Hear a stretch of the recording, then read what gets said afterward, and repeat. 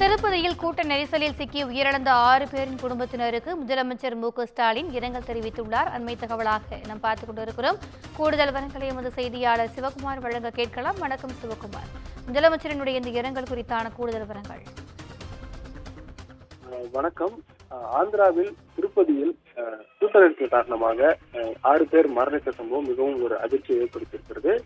இந்த சம்பவம் குறித்து தமிழ்நாடு முதலமைச்சர் மு.க.ஸ்டாலின் அவர்கள் தற்போது எக்ஸ் வலைதளத்துல ஒரு பதிவிட்டிருக்கிறார். அதாவது ஒரு இரங்கல் குறிப்பை பதிவிட்டிருக்கிறார். அந்த பதிவுல தமிழகத்தை சேர்ந்தவர்கள் உட்பட அப்பாவி உயிர்களை பலிகொண்ட திருப்பதியில் நடந்த சோகம் மிகவும் ஆழ்ந்த வருத்தத்தை ஏற்படுத்துவதாகவும், இந்த துரதிருஷ்டவசமான சம்பவத்தில் தங்கள் அன்புக்குரியவர்களை இழந்த குடும்பங்களுக்கு எனது ஆழ்ந்த இரங்கலை தெரிவித்துக் கொள்வதாகவும் தெரிவித்திருக்கிறார். காயமடைந்தவர்கள் விரைவில் குணமடைய வாழ்த்துக்கள் என்றும் வாழ்த்துகிறேன் என்ற ஒரு தகவலை தற்பொழுதே பதிவிட்டிருக்கிறார்.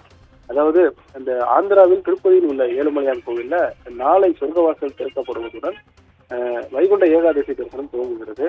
வரும் 19ஆம் தேதி வரை இந்த வைகுண்ட துவாரம் பக்தர்கள் தரிசனத்திற்காக திறக்கப்படும். இந்த தரிசனத்திற்கு டிக்கெட் வாங்குவதற்காக கூட்ட நெரிசல்ல சிக்கி ஒரு 6 பேர் உயிரிழந்திருக்கிறாங்க. குறிப்பா தமிழகத்தை சேர்ந்தவங்களும் இதுல உயிரிழந்திருக்கிறாங்க.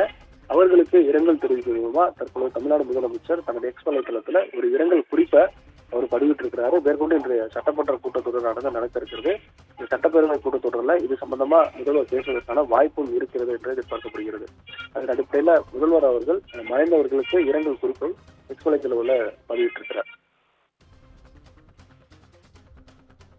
கூடுதல் விவரங்களுக்கு நன்றி சிவகுமார்.